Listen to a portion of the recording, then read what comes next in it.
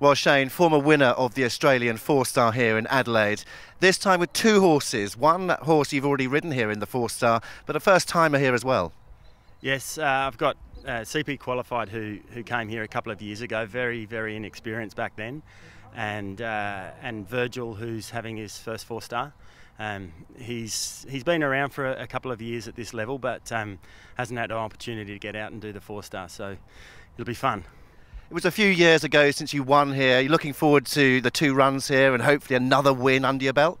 Yeah, absolutely. Like, I've got 2 exceptional horses. I think they're both in great form. They've both been, very competitive through the season this year. And I'm certainly here to try and win. Ideally, I'd like to have the both of them in the top 3 or 4. I think if I can do that, I'm aiming to qualify them and get them both selected for Rio, obviously, next year. And if I can do a good job, which I think, both horses are well and truly capable of achieving that. So it's going to be a good opportunity to go out there and have a go. An important year for the Australians with Rio coming up next year. Does it put the pressure on you guys? Yes and no. Look, I think we're under pressure every time we go out and compete. We don't need any self-motivation, or I certainly don't. I go out to a local show, and if I want to win, then the pressure's there, and winning here is a way to get qualified and selected for Rio, which is my goal. So that's what I'm going to be setting out to do. We have other opportunities, but I'm certainly not hoping not to use those, and this is the method I want to try and get selected from. Now, Mike Etherington-Smith has designed a very big, bold track out there. You've had a wander around a few fences. What are your thoughts?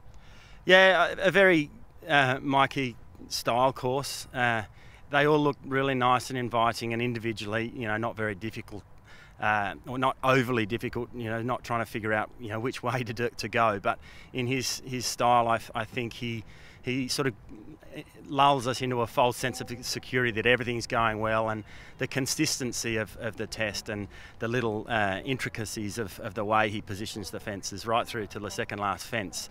It means that you've got to be really on your game, and adding that into the parklands here in Adelaide, which it's pretty much the only event I know of in the world that runs in the middle of a city parkland.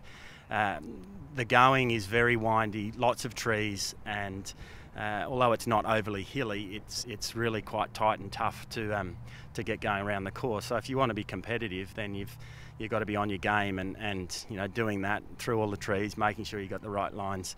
It's going to cause its fair share of troubles out there. Well, 2 horses through the trot up, passed successfully. We wish you the best of luck. Competition starts on Friday. We hope to be interviewing you once again very shortly. Yeah, hopefully that'll be the case, and can't wait for the event to start.